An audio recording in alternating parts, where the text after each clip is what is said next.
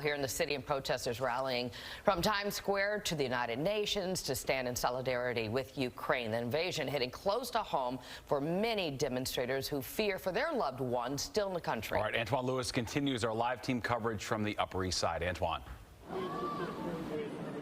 Steve and Laura, we're giving you a look at where we are at 91st and Madison, and these are pro-Ukrainian supporters, all concerned, all upset, many in tears here. You can see the signs from photojournalist Roy Picorni is giving you a look at that right now. The proximity of this location is because we're right near the Russian consulate, and as you pointed out, Laura, they did begin their time this morning, this afternoon in Times Square coming this way. Roy's giving you a look at where that consulate is right now. Just to let you know and to put it into perspective before we show you our story, the crowd here just finished singing the Ukrainian national anthem, which our friend Eugenie just told us that stands for Ukraine is not dead. And that is absolutely the feel that's going out right here now, as well as in other parts across the country today. Protesters unfurled the Ukrainian flag in Times Square Thursday. This Stop Putin rally was organized by locals with close ties to Ukraine. Greenwich, Connecticut resident Tanya Pryatka has family in Kyiv. Last night when I spoke to them, they still felt that there was maybe some hope that this insane madman would leave us alone, because Ukrainian people just want to live in peace. This morning, it was a totally different world. Russian President Vladimir Putin's invasion of Ukraine early Thursday morning has been met with global condemnation, and this demonstration at the crossroads of the world, just one of many taking place here in the U.S. to protest what is viewed as an act of war.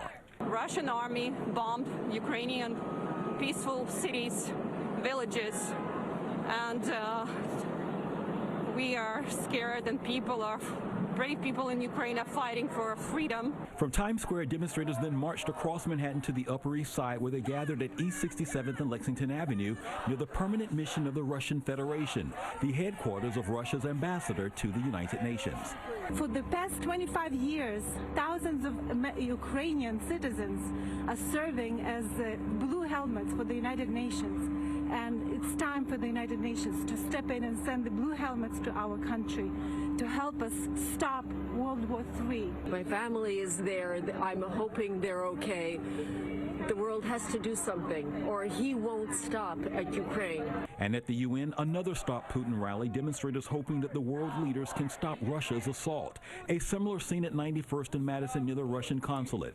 Pro-Ukraine supporters reacting to news of more severe sanctions imposed on Russia in the wake of its invasion. Are you concerned that the sanctions won't be enough? Absolutely so, yes. I mean, sanctions are good, but we must intervene. We must stop him. Otherwise, it's going to be like war, like there is no wars. He's got nuclear weapons, and he is going to use them. And as you come back to us live, that is absolutely the concern of many people, not just there, not just here, but across the world, the implications of what the nuclear weaponry, that armament that we know is there in Russia. Andre is bringing you back to the other side. Roy's up here behind me. We have two crews out here. Just want to show you a couple of the signs.